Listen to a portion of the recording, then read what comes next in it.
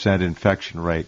It is, in my view, outrageous. I don't understand why the passengers aren't screaming to their country. I think they're from over 40 countries, screaming to their home countries to be taken off that ship, put in quarantine, tested, and then taken home, whatever. They're under Japanese law, apparently, but this is really just a disgusting thing to watch happen. So again, 44 more. I just got that note from Henry a few minutes ago. 218 now total that are known to be confirmed and infected. Yoshi, welcome back. Thanks for being here. It's always great to work with you. Well, it's good to pitch in at a time of crisis like this and, put everybody's mind to ease. There's a lot of people out there trying to scare people about this contagion, and I think we've got to be calm about it, handle it, but do the right things. Don't, take everything at face value. So do take everything at face value, and no more than that. Just file it, read it, exactly. file it. File it, and think if does it really make sense, or is this being hyped up for some diversionary purposes? There's a lot of people involved in this sort of research, and they want to put the blame on the other lab, the other researcher, and they can't really name anybody, so they make these, nuanced statements. We got to watch out for that and don't take all that for sure. We pretty much know where it came from, how it got there, and I got top microbiologists in my team experience in China and all that, and we busted SARS, we busted avian influenza, so know what they're talking about. Yeah, Yoshi has lived in China extensively, and you were there just, 5-6 months ago? Something like that. Yeah. In fact, I left because I was helping some young people do online media for the last 8-9 years, and we were just so overly censored where, we're making video documentaries. They're just being chopped up, censored, denied. And then finally TikTok comes along, and we're encouraged to put in these, tear up all our, documentaries in progress and just give them little bits and keep it entertaining. So it's totally, TikTok totally mindless. So you got to watch out for big tech. Big tech's there to provide entertainment, not to provide news or information that you need to know, especially times like this when, you're facing, I think Tedros Ghebreyesus, the head of the World Health Organization, that story's been covered up. He gave a press statement, and he said, this is really, he's changed his tone. He was a lot more casual about it earlier, but obviously the research about this, about this RNA of this virus, the fact that it's been spliced with HIV, to make it much more virulent, to increase the rate of replication. He blurted out that the projection right now is going to kill that this virus is going to spread worldwide and kill 64 million people. That's the population of France. That's all interesting, but they're just rolling the dice right now. They don't know. Yeah. Well, no, I'm just saying is that right now the experts who are just watching, waiting, and seeing, they're saying this is really a killer. What's happening in Wuhan is like beyond, it's different than SARS. This thing is really acting in ways we can't figure because it's not I think everyone knows it's not a naturally developed, virus, that it has been modified in the lab. It's bioengineered. The HIV proteins in it, which Indian fellows, the Indians at University of Delhi and the Indian Institute of Technology, they ran, an RNA study on the thing, and they said, we were really shocked, we were really surprised. We found HIV inserts, they call it, but these are proteins, 4 proteins put in, which helps the virus, which otherwise really is a poor replicator.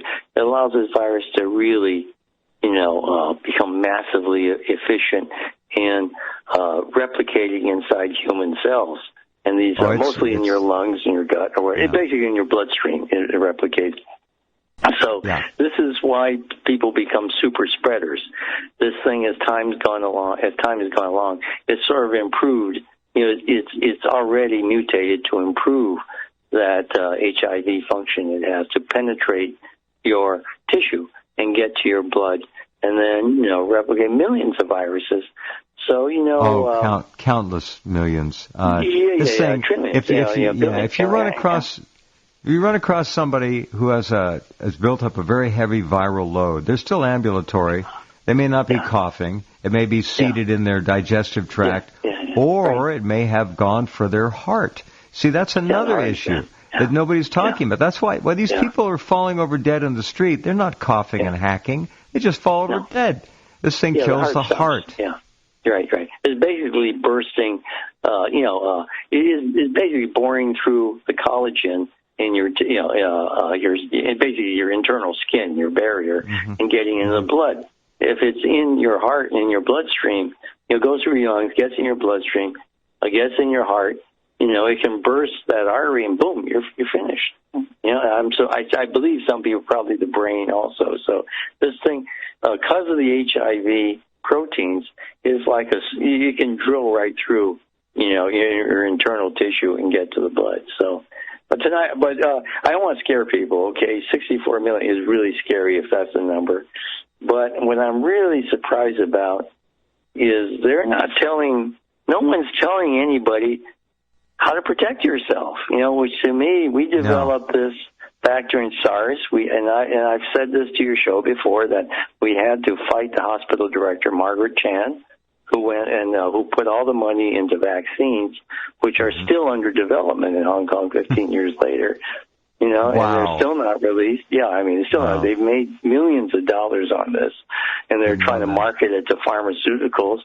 But we said no. There's ways to do it, and so I'll tell everybody this, when we get to that point tonight, because it's very, very simple. There's just a few key steps you got to do now, and then later on we can tell you all the other stuff about immune boosting and all that. I want to play a video here. We're starting to hear from the passengers now, and I expect more and more passengers to start losing it and just start screaming into their phones, on social media, because they are being kept on a death ship. They're not all going to die. Some will survive, but the point is they're all going to become infected. The crew has to sleep together in these large crew quarters. They don't have individual staterooms, so they're totally exposed. They don't have a chance, and they know it. A lot of these are from poor countries. Anyway, here's a guest on the Corona Princess. Pardon me, my black humor. Here we go. Let's hear what she has to say. Health officials around the world are scrambling to stop the spread of the coronavirus as more than 3,000 passengers remain stuck on board the Diamond Princess cruise ship off the coast of Japan. Joining us now is Sarah Arana. She's currently a quarantined passenger on that ship and a California resident. And Sarah, thank you so much for Skyping in from the ship. I can't imagine what you are going through at this point. Just try and give us just a little sense of what your past week has been like at this point. Well, it's obviously been trying and challenging. We're not allowed to leave our cabins. The information sometimes comes to us slow, and that can be a little bit frustrating. We can see a lot of things going on, but we don't know what's happening. So I think for most people, it's just sort of been one day at a time, sometimes 1 hour at a time. Every time we get a report of more positive tests that have come back, that's obviously, it's a bit heartbreaking, and it's, you're just trying to hang on. Yeah, Sarah, it's very heartbreaking. At this point, 175 passengers have tested positive for the virus so far. Just in terms of what you have seen, how often are they testing for the virus? Well, I think they're pretty much testing every day, but they're not testing someone unless they actually have a fever. What I'm understanding is that if they test, a lot of people are wondering why. Now, see, let me just interject this. That's stupid. There are a lot. It's well known now that a lot of infected people do not manifest symptoms. They're asymptomatic. They're under the radar. They don't have a fever. They don't have a cough, but they're infected, and they got a viral load. So they should test everybody on that ship. Period. Take the ones off and stuff. Sometimes know that you have to have. That is an absolute lie. You do not have to have symptoms. Look. This is the same government. I think you remember in Fukushima I said, I have one of the few accurate dosimeters here. I had Geiger counters in the government. I sent it by express to environmental group, and it arrived with a hole in it. And and then they did not allow they did not allow any foreign sales of foreign Geiger counters. The post office was X-raying everything, package coming in Japan, and they were blocking.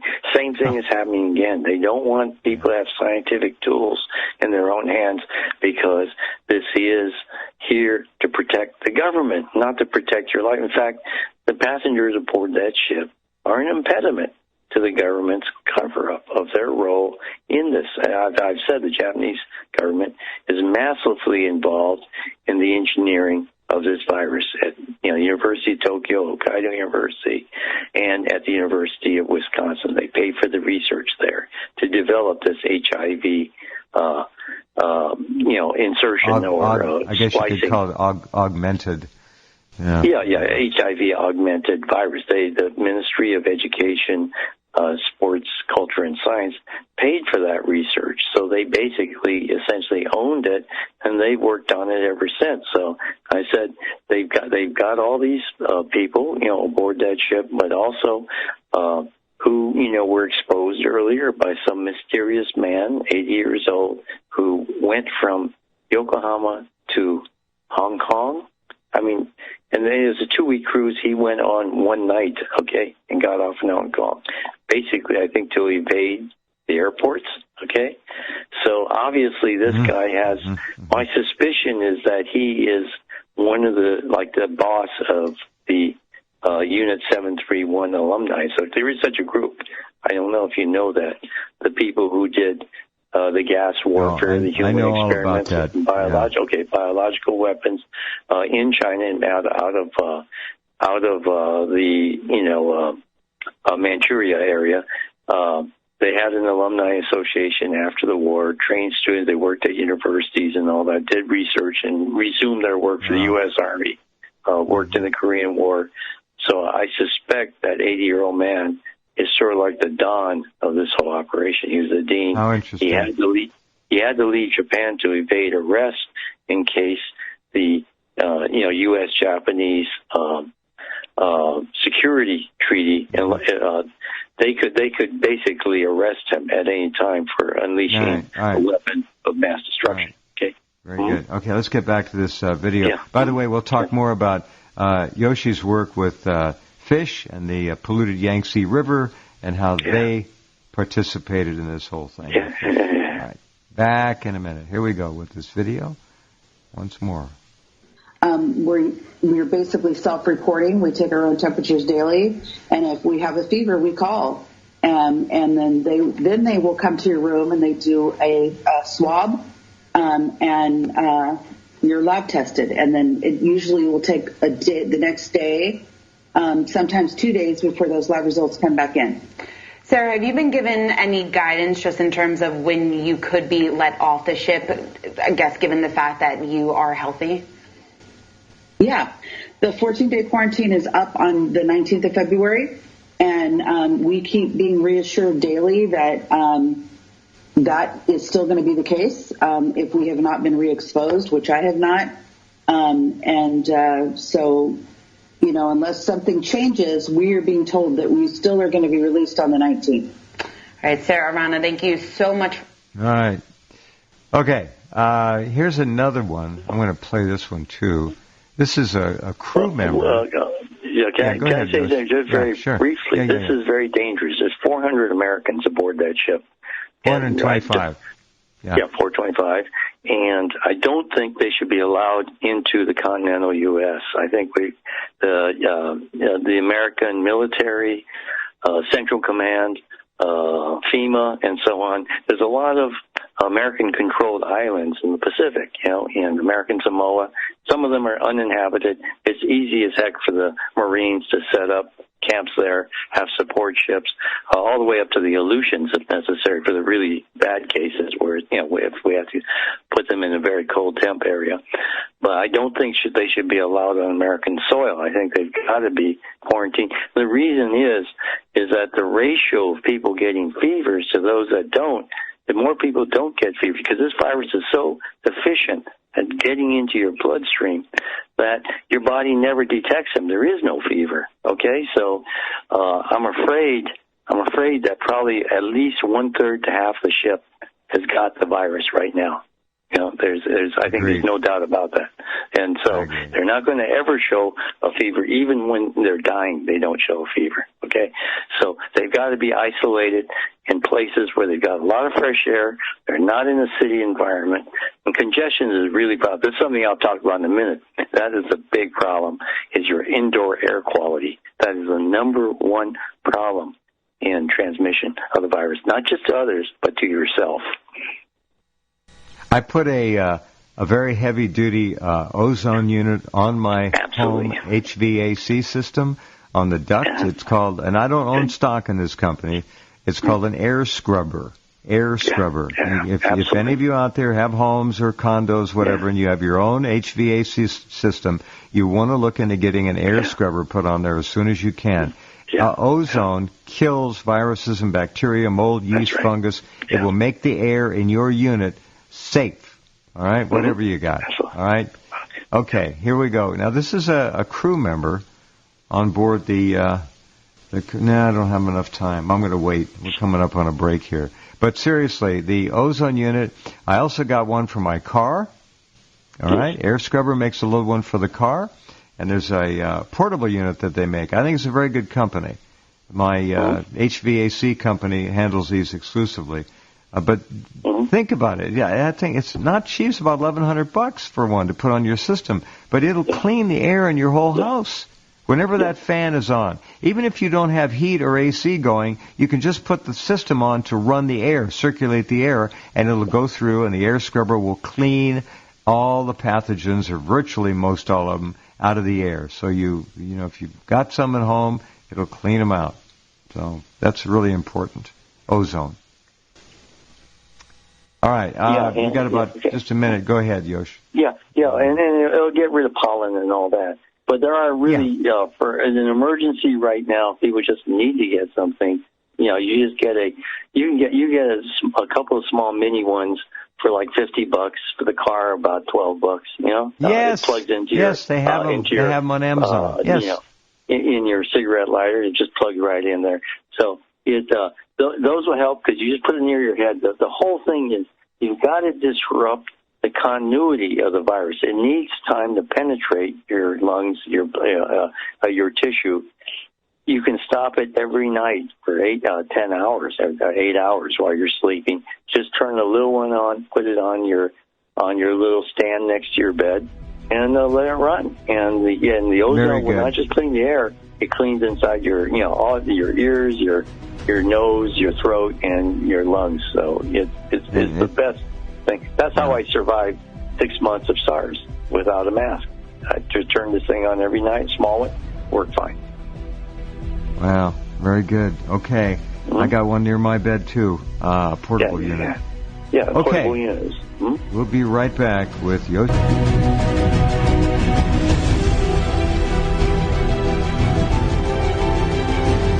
Very interesting. I've been looking up personal air purifiers here, and I found exactly the one I have. It's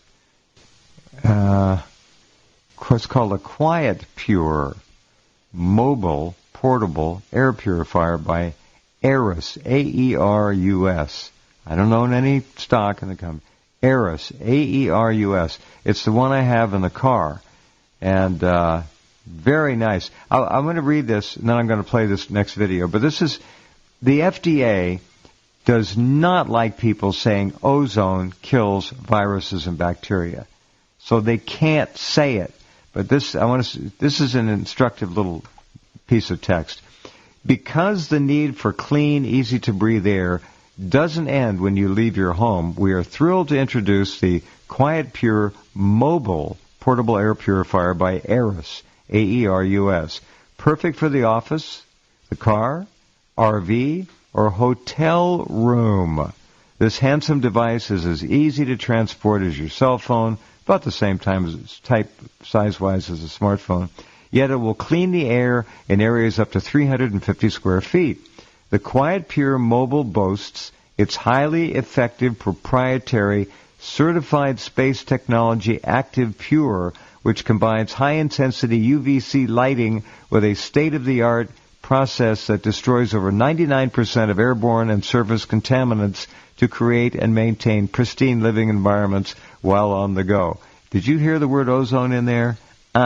But it puts out a nice amount of ozone, let me tell you. Okay, so they just have to be careful. One more time, A-E-R-U-S. Just look up Aerus for air cleaners, all right? That's very important. And what you heard Yoshi say is doubly important. During SARS, that's how he kept his body on top of this virus. He was exposed to it, no doubt, but he was able to beat it off with the ozone in this particular unit he was using. And it's crucial. All right, anything to say, Yoshi? I want to play this. Yeah, well, absolutely. Yeah. That's either it's like titanium dioxide or silver. It basically splits the water molecule and breaks off, takes that oxygen and ionizes it, and it releases basically an ozone. That does it not only kills, let's say, a bacteria, but it will destroy.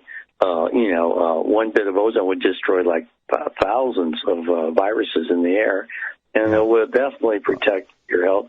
And it gives you basically the virus needs time. It's going to need a day or a couple of days to burrow into your bloodstream. To gain entry. You're wiping it out. You need to gain entry. You need to continually. That's why all this crowding of people in the small room is insane in these containment centers on that ship. You've got to give people fresh air. Just pop the wind. If I would tell those people just stay outside, the radioactivity will kill the viruses outside. Just stay outside. Don't go inside. If they could, not everyone has a balcony there, unfortunately. Those are the people. Well, those people in the internal cabins, most of the cabins are internal. They've got no problem. Access to the air. There's outside, only the premier cabins with balconies, and those people, they feel safer inside. So you've got to fight against that desire to burrow in. You got to understand fresh air is what's keeping you alive. The viruses don't like sunlight. They don't like ozone. In Tokyo Bay, the problem is that the viruses stay aboard because there's nothing for them to escape to outside. In Tokyo Bay, there's no plant life or anything. It's all been killed by the radioactivity. So that's the problem. They really are trapped on that ship. So, but if I had a choice between sitting indoors and sitting in the radioactivity, I said, well, I'll just take the radioactivity for 2 weeks, and it will help me wipe out the virus. Understood. Yeah. All right, well said. Yeah. All right, this is a crew member, young woman on the ship, and you'll hear you'll hear what she has to say. Here we go.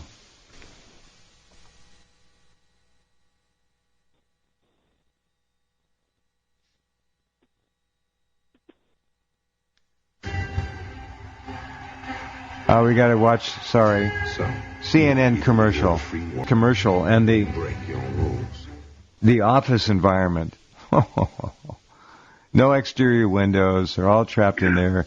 The HVAC units recirculating all the air with all the all the little particulates, the aerosolized particulates from people exhaling, coughing, whatever. For those of you who don't know, ozone is just O2 plus 1. It's O3. And it's an unstable molecule. And after about 20 minutes, that third singlet of oxygen, the third part, takes off. And it leaves behind O2. So it takes off and combines with something and oxidizes it. It oxidizes it, kills it. Ozone is a magnificent tool. That's why Magic Johnson is still alive, just so you know. All right, here we go. Let's go back to this. And aboard the Diamond Princess as the captain seeks to reassure them all is okay, saying the air on board is clean. But amidst his crew, there is palpable fear that the virus is spreading. CNN spoke with a crew member aboard the ship, Sonali Tucker. Speaking behind a mask, her message is urgent. Are you concerned that the virus is spreading amongst the crew right now? Yes, it is, because the number of crew members who are infected is also increasing. At least 5 crew members have already tested positive for the virus. Sonali said she's had a fever and chills since Monday. She says her boss told her to stop work and stay in her cabin. She's scared. She's got it too. And how does that make you feel? We just want to get back home safe without this infection. That's all we want. When we talked, she'd been waiting to see a doctor for 2 days. Meanwhile, about 1,000 of her colleagues kept working because there's over 2,600 passengers on board that have been put in mandatory quarantine by Japan's government, forced to stay in their rooms most of the day. But the ship still needs to run, so the crew works side by side wearing masks and gloves, though Sonali says mealtime is most dangerous. So we all remove our masks and gloves when we are eating, so we all sitting in the same... So we all remove our masks and gloves when eating, and having food, it can spread. Multiple infectious disease experts who express skepticism that the current quarantine system is the best way to contain the virus. I think a lot of thought went into what to do with the passengers, but it puts the crew at increased risk. Japanese authorities continue to defend their actions, saying they believe anyone who tests positive contracted the virus before the quarantine went into effect. Anyone who tests positive is brought off the ship and sent to local hospitals. Earlier this week, we asked a Japanese health official if the crew was safe. Is everyone on board the ship being treated the same way? What do you say to their concerns? We are trying to treat all the people equally. However, we also know that crew members don't have private rooms like the passengers have, and they still have to work and help people on the ship, so it's not all equal. However, we're giving everyone on the ship guidelines for prevention. Princess Cruises saying it's following Japan's quarantine guidelines, saying the, quote, Japan Ministry of Health has been the lead defining the testing protocols for all guests and crew. But the fact is, as long as Japan continues to insist on quarantining passengers on board the ship, the danger will remain because the crew has to keep working. There's mixed reaction from passengers on board. The crew are being so good, and I know they're worried as well. I do not feel the quarantine is working. It's a failed quarantine. During our phone call with Sonali on Wednesday, she had to hang up. Are you still there? A doctor had finally come to test her for the virus. She'll find out soon if she tests positive. How do you feel now that the doctors came to your room? I'm still scared because I don't want it to be tested. The Diamond Princess will remain in quarantine until February 19th. Until then, the crew will keep working, more exposed to the virus than the passengers they're taking care of. Matt Rivers, CNN, Yokohama, Japan. Well, the bottom line is the 19th is not the end, because anybody who shows up infected, say on the 15th, makes a new 14-day quarantine period, mandatory, for anyone he or she has been around. So this thing could go on for a long time. I don't think those people are all going to get off on the 19th. Hope I'm wrong. Yoshi, go ahead. They're not telling us which hospital they're in. No. What status of the people who've been taken off so far. This is basically nothing but an admission of guilt by the Japanese government for their role in bioengineering this virus. This is why all these people are aboard that ship, is they're trying to contain this thing in that little bottle, the genie in the bottle, so to speak, because they don't want the world to find out what I've been reporting, that Yoshihiro Kawaoka was the first, and he bragged about it, the first scientist 8 years ago to modify HIV, to splice HIV into a flu virus. After that, he went quiet about this, and I think it's by now pretty much standard practice in his cabinet of bioweapons. And he's just notorious, but I've written about him. He is he's basically a pirate, from the Navy NAMR, the Navy research unit down in Jakarta. This fellow Finnegan was the editor. He caught the top Indonesian lab, a woman, the lab technician there. She was flying to Wisconsin with samples from the U.S. Navy. This is like stuff that the U.S. Navy gathers around the world. They were doing research on it in Jakarta. And among the things she took was MERS. That was a coronavirus, the camel virus, okay?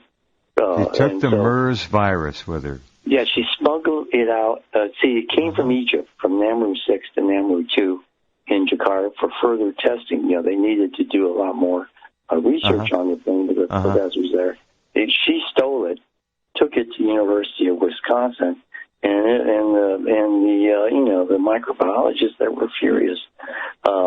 Finnegan reported on this, and then what happened is this is why Namru 2 had to be moved out of Indonesia. They couldn't trust anyone in her network. She was paying. Kawaoka was giving her tons of money, was paid off the whole Indonesian staff. And so they had to move the whole lab out of Indonesia to Phnom Penh, Cambodia. Okay? That's how, this guy's a real pirate. He contracted, he bought them. He had the avian influenza. He wanted to replicate it. He wanted to revive it. The one that killed, 80 million people in 1918. He paid a explorer, a guy, to go up to Alaska, northern Alaska, the known area, dig out the body of an Indian woman who had died in 1918 and was frozen underground in the permafrost, cut out her lungs, and took it over and sold it to him. Gave it to Kawaoka. Kawaoka must have paid. That was Kawaoka did all that. That's one guy, Kawaoka. One guy, One. He's got unlimited budgets. The Japanese government behind it. He was born in Kobe. That's my hometown. I'm sort of older than him. That's where Unit 731, when they left Manchuria, they escaped. They came back to Kobe and started teaching at the Kobe University, Osaka. The schools around there. That was sort of their association. Met there every year. They had a fraternity. So he's sort of like the grandchild generation of that group. He's their successor, basically. These are the people who killed. I think in one city alone, they killed 25,000 people in 2 weeks with the hantavirus. So these are really, really serious, deadly people that Americans don't know a lot about. They were operating out of Dugway. You got plague in California because they were taking it to Okinawa, and fleas were escaping all over here and there. So the legacy is there. It's very dangerous. 3,000 American servicemen died in the Korean War because of their hantavirus. It blew.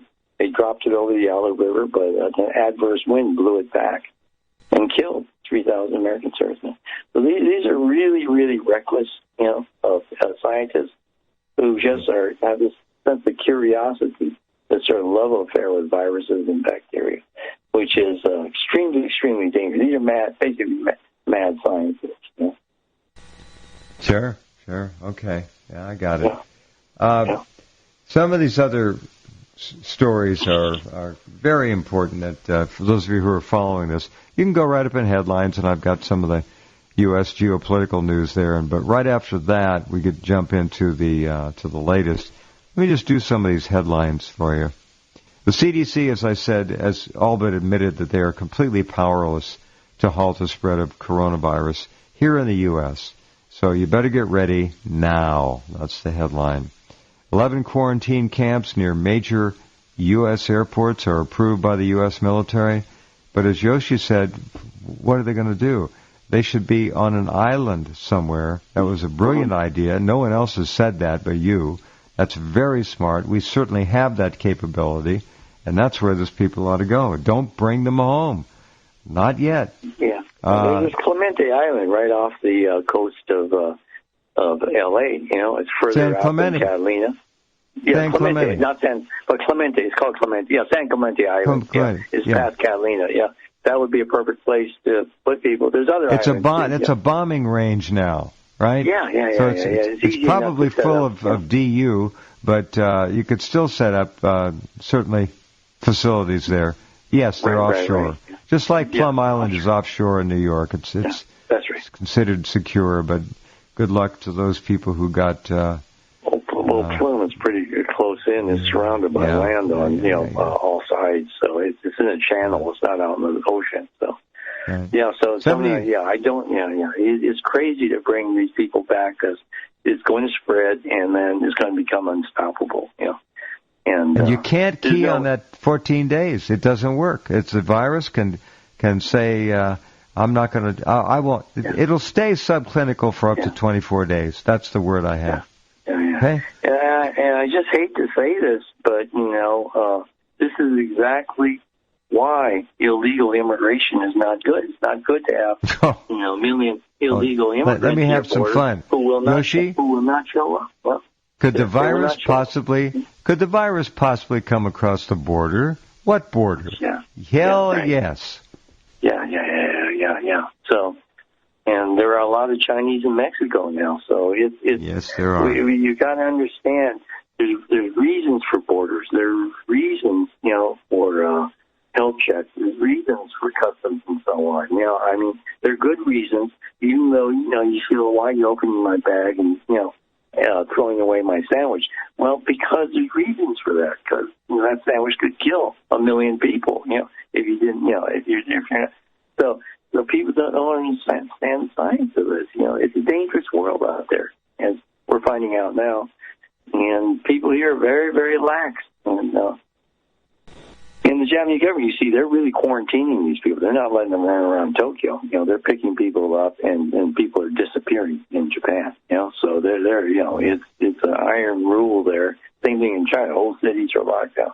Every village in China is self-contained. You die, you get burned. They try to take tests. They use the relative Sinopharm, but it's all pro pharma. It's other countries are very, very strict. China would be really engulfed now if they didn't have this strictness, and so it is. And I have written that I do praise the average people for sticking with their jobs. It's breaking. It is wearing them down. This is like incredible, but they're doing it and they're dying. Like a third of the health workers have come down with this virus. There's 2,000 soldiers who were sent there. Or, of the soldiers sent, there's 2,000 with the virus now. So it's by the way, really a challenge. If it gets into the United States, it will be held because I hate to put it this way, folks, but Americans aren't what they used to be. It's not my father's generation. People we got 45 million illegals here who do not share our hygiene, our way of life, our sanitary conditions. None of that. So we got all the young people with no real understanding of science anymore. And let me do this, Yoshi, real quick. We got that recording, and I thought it was extremely well done. It was produced by NTD, China in Focus. It's a Wuhan funeral home staffer reveals the death toll of the coronavirus there in Wuhan, at least in terms of his funeral home, which means crematory. They've got 19 ovens there, processing chambers, and only 11 of them work. But I want you to listen to this guy and listen to the strain. His voice is speeded up a little bit for trying to obfuscate it so the authorities can't figure out who it is. But listen to the emotion in his voice, and I'm going to ask Yoshi to comment on that. Situation in Wuhan City, the epicenter of the outbreak. What's the true situation?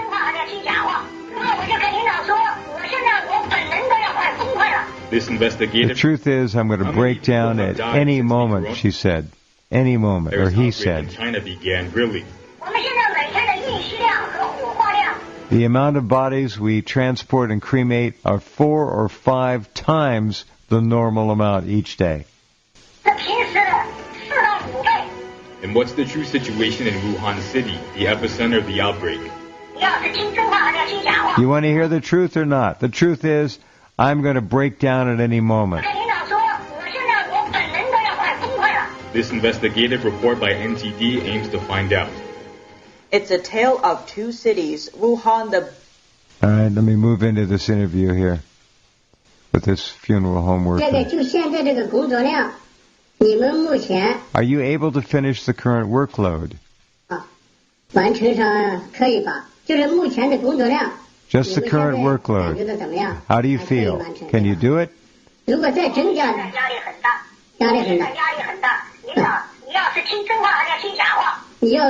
Worker says, we're under great pressure. We're under great pressure. Do you want the truth or do you want lies? I'm now about to collapse. We're under great pressure. If you officials are serious about this, the focus is now on hospitals. We've been forgotten. We now pick up and cremate 4 to 5 times as many bodies as usual every day. Our staff haven't been rested since before the spring festival. That's weeks. And we don't have enough manpower. You said 4 to 5 times. How many did you have yesterday? I can't tell you the exact number because I don't know your real identity. It's just a phone call. According to my boss's rules, I'm not allowed to say the number.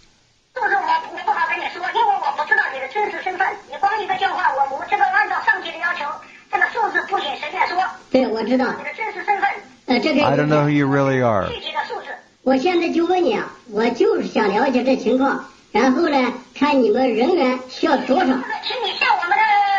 For specific figures, please follow our organizational procedure and apply for the information because this is just a phone call now.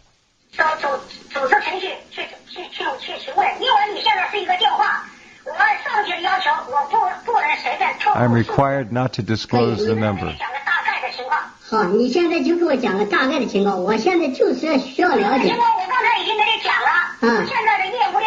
We're doing 4 to 5 times as much business as usual. Okay, hold the music, Todd. Here, I'm going to jump ahead real quick, see if I can find this last thing where they went back and talked to the person a second time, and they got the number. Let's see if I can do this. So that's the reporter talking, and they called the funeral home. And he's trying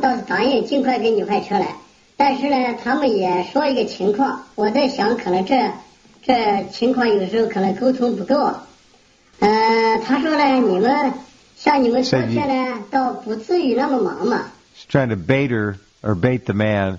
The reporter says, he said you only cremated 40 to 50 bodies yesterday. See what the funeral worker says.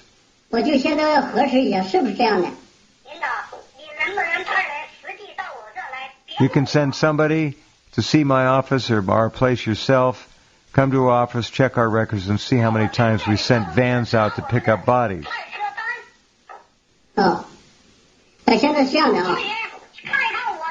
Come to my building, check the information. From which hospital each of the bodies was picked up. What time they were picked up. Don't believe the effing BITCH officer, meaning the party officer. He should die, says the funeral home worker. And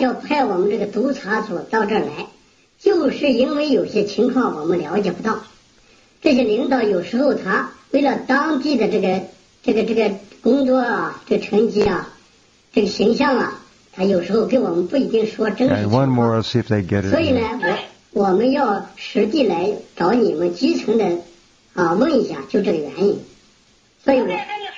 I told you, yesterday our workload was the most intense. Anyway, the funeral home worker let slip that it was 130 a day. They finally got it out of her. Yoshi, go ahead. Yeah, well, you see, there's a huge gap between those reported dying of this, COVID, it's called now, or something like that, COVID. COVID-19. COVID, yeah. Coronavirus disease. 2019. Yeah, so confirmed this crematorium officer, the director, said that to confirm you have to have a fever, okay, and it has to be double checked by two different. Oxygen. It's nature's oldest therapy and plays an essential role in destroying viruses, bacteria, mold, yeast, and fungus, and keeping the human body healthy and strong. Now, you can give your body and your immune system a mega boost of disease-fighting oxygen with all-natural Oxy-C.